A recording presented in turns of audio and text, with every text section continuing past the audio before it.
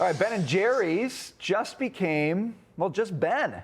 The ice cream company's co-founder, Jerry Greenfield, called it quits today, blaming parent company Unilever for curtailing his activism. He stated in part, quote, "Standing up for the values of justice, equity, and our shared humanity has never been more important. And yet Ben & Jerry's has been silenced, sidelined for fear of upsetting those in power." Ben & Jerry's has become known for its relentless far-left fanaticism, like railing against Israel, demanding the affirmation of trans kids, and claiming America is on stolen land. Let's bring in XXXY Athletics co-founder or founder and CEO Jennifer Sey. So Jennifer, I guess it's just not woke enough for him.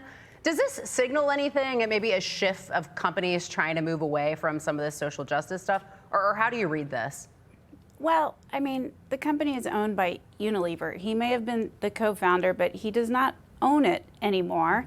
And to me, this is just another case of kind of woke capitalism. You know, he wants his cake and he wants to eat it too. He wants to say he's a social justice warrior and they're silencing him, but he took the $326 million, which is a pretty capitalist thing to do. Take the money. He's now a brand ambassador, or was until he resigned. A brand ambassador amplifies the company's message. It doesn't tell the company what the message is supposed to be. So, you know, I think Unilever is probably pretty relieved. Yeah, they say when you talk about founding a business, you can be rich or you can be king, but you usually can't be both. And if he wants to be the king of woke left, he shouldn't have sold the thing and gotten rich. But, you know, you think about businesses and their political stances. There obviously are a lot of businesses that choose to make a philosophy or even an ideology core to their mission. And I think capitalism gives you the freedom to do that if you want to. But it also says you're going to bear the consequences. If you pick a cause that America rejects or consumers reject, you got to live with that. And it's particularly dangerous for mass brands like Bud Light or Target or a Ben & Jerry's who want to sell to a lot of people. Yeah, I mean, Ben & Jerry's is a billion-dollar ice cream business, as far as I understand it. And as an ice cream brand, I don't know what that has to do with the war in the Middle East. Look, I started a brand, XXXY Athletics.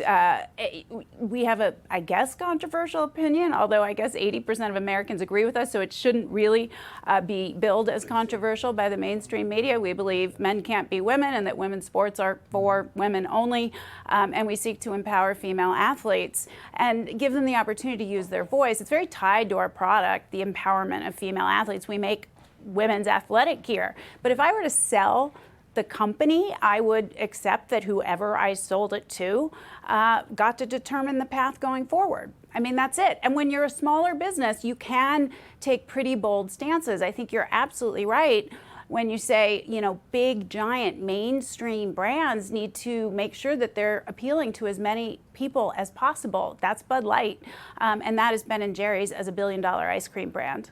Yeah, I mean, the Ben & Jerry's website, it talks about their progressive values, so they're, you know, definitely not hiding from it. You know, I wonder, because you talked about sort of what your company represents and you know, keeping men out of women's sports and standing up for female athletes. Should companies have an agenda? I mean, it depends on the company, right? I mean, really the fiduciary responsibility is to make money and deliver profits to shareholders if you're a public company. You know, mine is a private company. I have a board, though, that I'm accountable to. I have investors that I'm accountable to.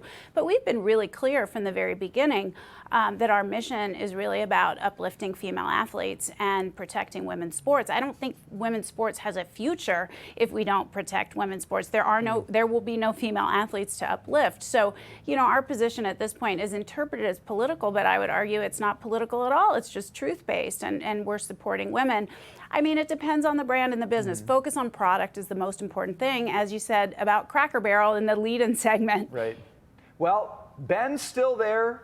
Jerry's out. We'll see what it means for their ice cream. Jennifer Sey, great to see you. Thanks for being with us today. Although Ben got it. Thank you both.